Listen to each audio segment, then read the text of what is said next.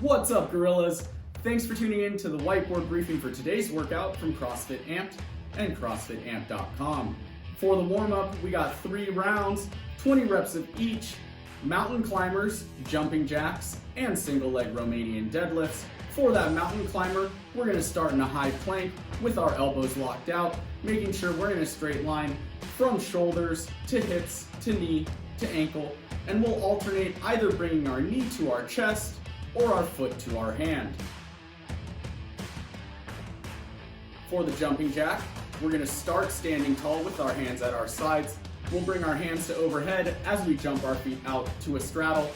Then as we jump our feet back in, we'll bring our hands down, making sure we stay light on our toes. Single leg Romanian deadlift, start standing on one foot. You'll get a tiny bend in the knee, then hinge at the hip, making sure you keep your back nice and flat and without twisting your body. You'll go as far as you can without rounding your back, so feel a good stretch in your hamstring, then stand right back up. Today's conditioning workout is 5 rounds of 3 different movements. We got burpees, V-ups, and push-ups, 10 reps of each one of those. So at 3, 2, 1, go, you'll do 10 burpees, then you'll do 10 V-ups, then you'll do 10 push-ups, and you'll repeat that for 5 rounds. For the burpee, we're going to start standing straight up, put our hands down on the floor, jump our feet back, lower our chest down to the ground, press our chest off the ground, bring our feet back forward, stand up, and jump. V-ups start lying flat on the ground, then you're going to bring your legs up as you bring your chest up, get as high as you can while maintaining balance, then slowly lower yourself back down to the ground.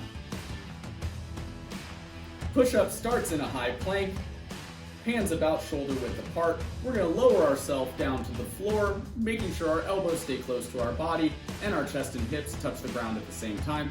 Then we're going to press away from the ground, making sure our hips and shoulders rise together, and finish with a full extension of the arms. Scaling options for the burpee, we can do a burpee to high plank instead of lowering ourselves all the way down to the ground. We can also take the jump away from the top of the burpee. Scaling options for the V-up, we can do sit-ups or we can do a double crunch where we do a sit-up with our upper body while bringing our knees to our chest. Push-ups can be scaled by doing them from our knees or elevating our hands on a box. In either case, we want to make sure our body is in a straight line. Now, if you happen to have a dumbbell or a kettlebell, we can substitute a push press for those push-ups where you'll do 10 reps on each side. And we can also substitute a burpee over the dumbbell or kettlebell that we're using for the workout. So if you are going to change those movements, we got 10 burpee over dumbbell, 10 V-ups, and then 10 single arm push press on each side.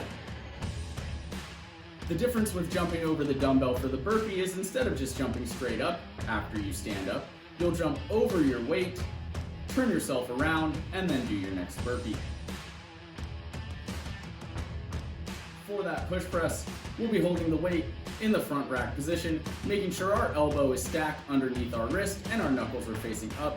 We'll dip straight down, then we'll drive our heels hard into the floor. Once our hips and knees finish extending, we'll press that weight directly overhead, making sure that our bicep is by our ears, our chest is up tall, and we don't have an excessive curve in our low back. The way we want to approach this workout depends on how many reps of unbroken push-ups you're capable of doing. If 10 reps of unbroken push-ups is not a challenge for you, then you should just grind yourself through this workout, making sure you pace in the beginning so that you can maintain consistent splits as far as the time it takes to complete each round. However, if 10 reps of unbroken push-ups seems like a lot for you, let's start by breaking them up into smaller sets than we think we need to.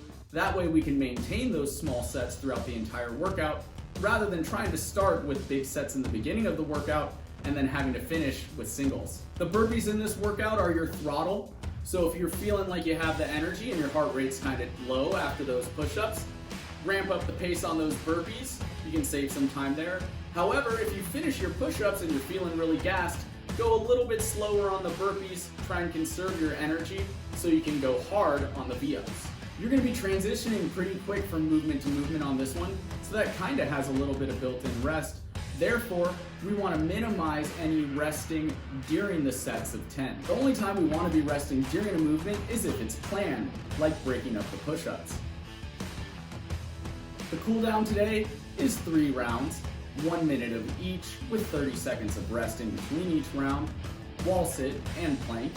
So you'll do your wall sits trying to make your body look like a chair up against the wall, 90-degree bend in the knees with our hips and shoulders pressed against the wall. That plank, you'll just be at the top of the push-up position, elbows locked out, straight line from shoulders to hips to knees to ankles. Thanks for tuning in to Amped on Demand. I'll see you next time.